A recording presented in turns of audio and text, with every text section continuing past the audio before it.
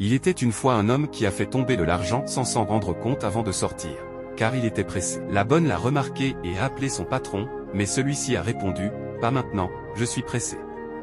Elle a ramassé l'argent et est sortie de la maison jusqu'au portail pour l'appeler, mais ce dernier était déjà parti en voiture. Elle ne savait plus quoi faire, alors elle a dit, « À votre retour, je vais vous remettre votre argent ». Puis elle est rentrée dans la maison pour continuer ses tâches. Une fois rentrée, la femme du patron descendait les escaliers et a vu que la bonne avait une grosse somme d'argent en main. Elle a appelé la bonne et lui a demandé, « C'est pour qui cet argent ?» La bonne a répondu, « C'est le patron qui l'a fait tomber avant de partir ». La femme a alors pris l'argent, est rentrée dans sa chambre, contente, pendant que la bonne continuait son travail. De l'autre côté, le patron, en colère après avoir constaté qu'il avait perdu de l'argent, en a parlé à un collègue de travail. Il a dit qu'il devait rentrer pour vérifier. Une fois à la maison, il a commencé à chercher et a demandé à sa femme. Mais elle a nié et lui a dit qu'elle n'avait rien trouvé, qu'il devait bien chercher. L'homme a dit, « J'avais mis l'argent dans mon sac, je ne sais pas comment j'ai pu le faire tomber. » Puis il a ajouté, « Tu ne l'as pas trouvé ?» Et la femme a répondu, « Non, je n'ai rien trouvé. » En colère, il a appelé la bonne. Sa femme a réagi, « Tu veux demander quoi à la bonne ?» Quelques minutes plus tard, la bonne est arrivée. La femme s'est levée et a commencé à parler, essayant d'empêcher que la vérité soit révélée. À votre avis, est-ce que la bonne va dire la vérité? Ou va-t-elle couvrir la malhonnêteté de la femme du patron? Donnez vos avis en commentaire. Abonnez-vous, partagez, likez, et écrivez, partie 2, en commentaire pour ne rien manquer des prochaines vidéos. Épisode suivant, alors que le patron essayait de comprendre la situation, il a demandé à la bonne si elle avait trouvé une somme de 2000 $ dans la maison pendant qu'elle nettoyait.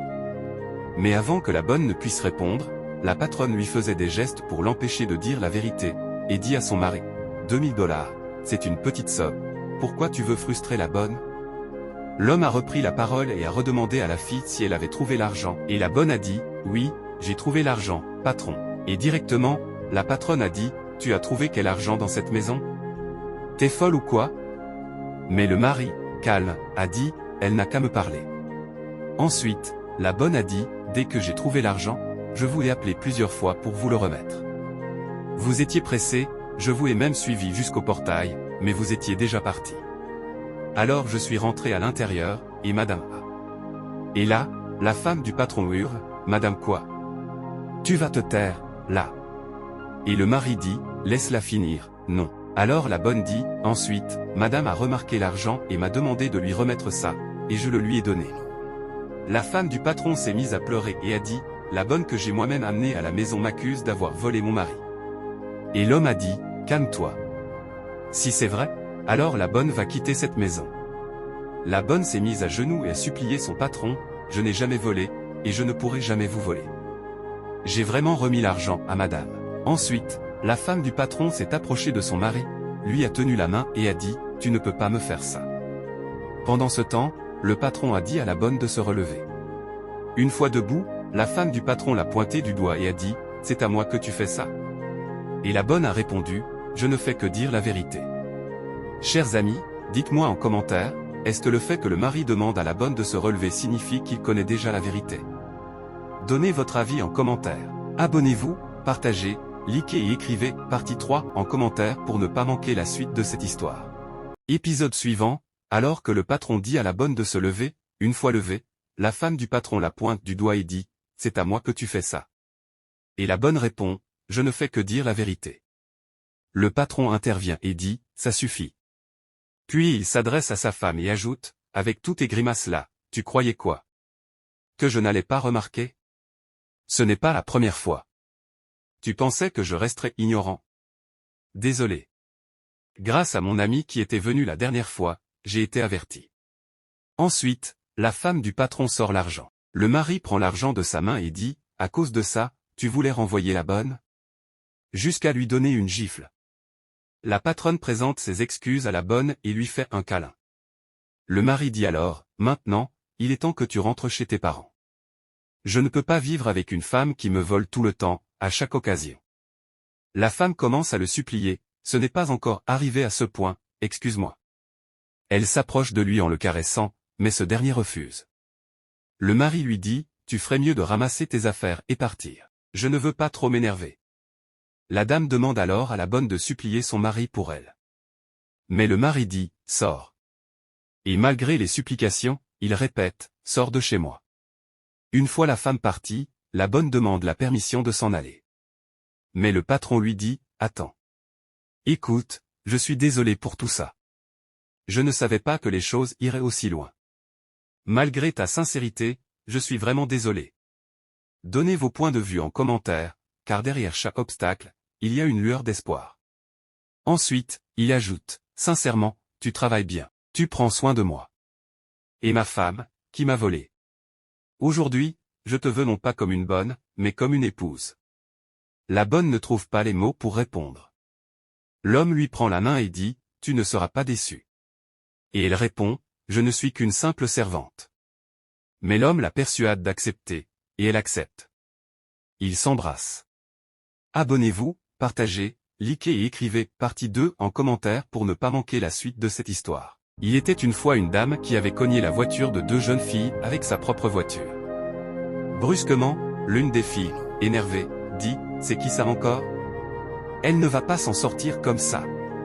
Elle sortit de la voiture avec sa copine et se dirigea vers la voiture de la dame. Elle commença à crier sur elle, ouvrit la portière et la fit sortir, malgré les excuses de la dame. Mais la fille gifla la dame, ignorant que c'était la femme de son patron. Elle ne manqua pas une seconde occasion de gifler la dame une deuxième fois. La dispute continua entre elles. La dame la supplia, en répétant qu'elle était désolée. La fille dit, tu n'as pas vu que tu as cassé quelque chose? Sa copine lui dit, tu n'as pas besoin de la gifler autant. Mais la fille répondit, laisse-moi en paix. La copine insista, tu pourrais être sa petite sœur, elle est plus âgée que toi. La fille répliqua, et alors? C'est elle qui va réparer ça. La dame dit qu'elle allait arranger les choses, mais qu'elle n'avait pas le droit de la gifler. La fille répondit, tu sais qui je suis, tu sais pour qui je travaille. Le monsieur pour qui je travaille m'a donné cette voiture pour faire les courses. Puis elle arracha la clé de la voiture de la dame. La dame retourna dans sa voiture, prit son téléphone et appela son mari pour lui expliquer toute la situation. La copine de la fille essayait de les calmer, mais en vain. Le pire, c'est que la fille traita la femme de son patron de « HAO », ce qui veut dire prostituée, en insinuant que c'est ce qu'elle avait fait pour avoir cette voiture. À votre avis, qu'est-ce qui va se passer quand le patron de la fille, qui est aussi le mari de la dame, va arriver? Et là, bioum, le voilà qui arrive. Abonnez-vous, partagez, likez et écrivez partie 2 pour ne pas manquer la suite. Partie 2. Vous serez étonné de voir la fin de ce qui s'est passé. Voilà le mari de la dame, qui est aussi le patron de la fille, est arrivé, et la fille disait à sa copine, c'est mon patron, ça. Et pendant ce temps, la dame embrassa son mari et dit, voici la fille dont je parlais, celle dont j'ai cogné la voiture. Le mari dit, c'est triste, c'est mon employée, elle travaille pour moi. Le mari demande à la fille, tu as giflé ma femme pour quelle raison? Parce qu'elle t'a cogné. Où sont les dégâts? Et la femme dit qu'elle l'a giflé 2 fois. Le mari appela son mécanicien pour lui demander, où sont les dégâts dont elle parle? Peut-être que c'est moi qui ne les vois pas. La fille dit, je ne savais pas que c'était votre femme, je suis désolé, monsieur. Et le patron dit, si c'était une autre personne, tu l'aurais giflé aussi? Attends, tu es consciente de ton acte. C'est comme ça qu'on doit se comporter dans la vie. Tu n'as aucun humanisme en toi. Le mari récupère les clés de la voiture de sa femme et celle du travail chez la fille, et dit, c'est vraiment triste. Pendant toute la scène, la copine de la fille essayait de les calmer et de s'excuser aussi, mais rien ne changeait. Le mari dit qu'elle avait vraiment dépassé les limites cette fois-ci, puis il dit, tu es viré, va chercher ailleurs. Il remit une clé au mécanicien pour qu'il ramène la voiture à la maison, et y emporta l'autre avec sa femme. La fille continuait de s'excuser. Mais en vain, ils sont partis. La copine de la fille dit à cette dernière, j'espère que tu es satisfaite. Et que la prochaine fois, tu vas respecter les gens que tu rencontres. Abonnez-vous, partagez, likez et donnez vos avis en commentaire pour ne pas manquer d'autres vidéos. Il était une fois une femme qui était devant sa voiture en appel lorsqu'un homme passa à côté et déposa un sachet d'ordures, oubliant un dossier dedans. La dame commença à l'appeler, mais il ne répondait pas. Une fois proche, l'homme se retourna vers elle et la gifla, disant, « Pourquoi me déranges-tu » La femme répondit, « Tu es passé à côté de ma voiture, tu y déposes des ordures, et quand je parle, tu me gifles. » L'homme rétorqua, « Moi, je me fiche de tout ce que tu dis. Je ne suis pas le genre de gars que les filles comme toi cherchent de gauche à droite. Va plutôt chercher ton sugar daddy, c'est peut-être lui qui t'a payé cette voiture. Après ces paroles, il repartit, entra dans sa voiture et se dirigea vers sa destination. Pendant ce temps, la femme alla voir le sachet d'ordures et remarqua qu'il contenait un dossier très important. De son côté, une fois arrivé, l'homme commença à chercher un document qu'il avait apporté, mais ne le retrouva pas. Il se mit à fouiller partout. Quelques minutes plus tard, la dame appela le numéro inscrit sur le dossier. Sans savoir qu'il s'agissait de l'homme qui l'avait giflé, elle lui dit « Vous avez égaré votre dossier de terrain dans un sachet d'ordures. » L'homme répondit « Oui, effectivement. Je vais venir le récupérer, merci. » Alors, dites en commentaire, que va-t-il se passer? Une fois que la dame et l'homme vont se rencontrer, va-t-elle lui remettre le dossier? Abonnez-vous, likez et partagez. Écrivez, partie 2, et donnez vos avis en commentaire pour ne pas manquer la suite de la vidéo. Partie 2, vous serez étonné de voir comment l'histoire va se terminer. Alors que la fille attendait l'homme avec le dossier, tout à coup, le monsieur est arrivé. Une fois arrivé, il sortit de la voiture, se dirigea vers la fille et commença par s'excuser auprès d'elle. Il lui dit qu'il était désolé pour le désagrément qu'il lui avait causé, qu'il était pressé.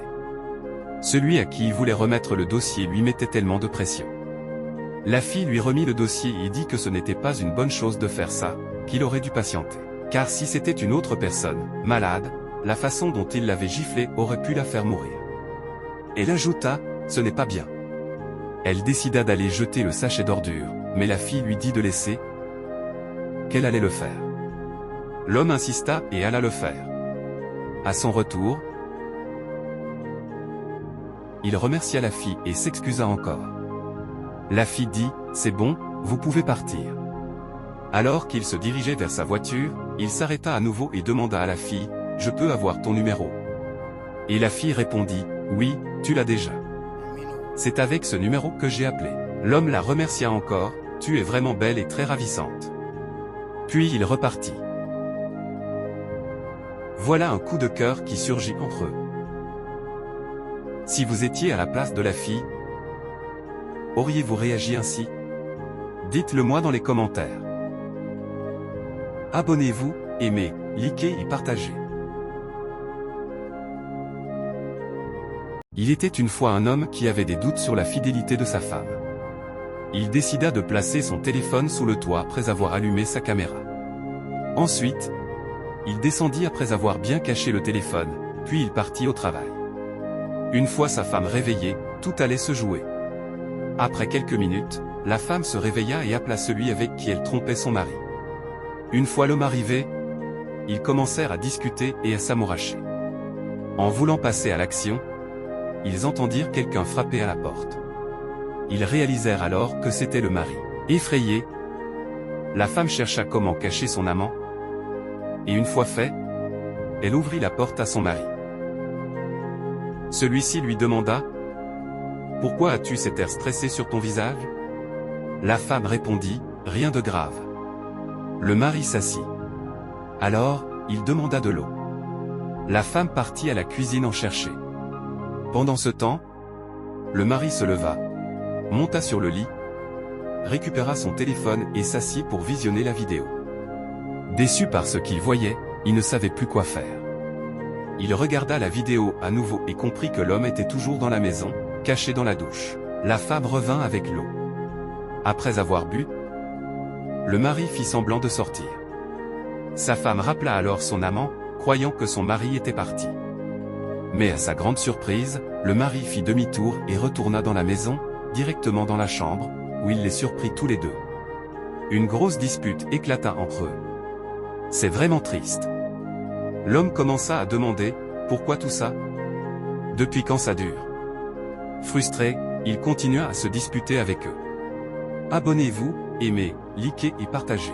Donnez-moi votre avis sur la situation de cet homme et écrivez, partie 2, en commentaire pour ne pas manquer la suite de la vidéo. Bon, il était une fois une jeune fille qui rencontra un vieux en appel. Elle arracha le téléphone du monsieur et le jeta dans la voiture du monsieur. Le monsieur, surpris, lui demanda ce qui n'allait pas. La fille lui demanda de se calmer, puis elle arracha tous les objets de valeur chez le monsieur et partit. Quelques minutes après que la fille soit partie, deux bandits vinrent dans l'intention de voler la voiture du monsieur avec tout son argent. Le monsieur s'était déplacé vers la voiture d'autrui, et les bandits, un peu confus, s'approchèrent du vieux et lui dirent « La voiture là-bas, c'est la tienne non ?» Il refusa en disant qu'il n'avait même pas de quoi payer une voiture. Les bandits insistèrent, mais en vain. Alors l'un d'eux appela la dame et l'informa de la situation, qu'il n'avait pas trouvé le vieux. Fâchés, ils repartirent rencontrer la dame pour un briefing, mais celle-ci les insulta et les traita d'incapables. Elle se rendit ensuite vers le vieux, qui était aussi son mari, et lui demanda « Tu étais où ?» Le vieux lui raconta tout. Quelques minutes plus tard, la fille revint et remit tous les objets au vieux. Le monsieur la remercia. La fille demanda au monsieur « C'est qui cette dame ?» Le monsieur répondit « C'est ma femme. » Et la fille dit « C'est cette dame qui a tout planifié et envoyé les bandits. » Cela créa une dispute. La dame commença à s'excuser et le vieux fit un geste à la fille pour la remercier. Pendant ce temps, la dame suppliait le vieux en larmes, mais celui-ci entra dans sa voiture et partit. Juste parce que tu voulais une voiture. Tu vas cambrioler ton mari? Abonnez-vous, partagez, likez et écrivez partie 2 en commentaire. Donnez vos avis pour ne pas manquer les prochaines vidéos. Il était une fois, une petite fille passait quand deux ritualistes, un homme et une femme, lui jetèrent un sort. Celui-ci prit et fait, et ils lui demandèrent d'entrer dans la voiture. Elle obéit. Un jeune garçon passa, et la même chose lui arriva, avec la même procédure de rituel. En troisième position, une autre fille passa, et il lui arriva la même chose.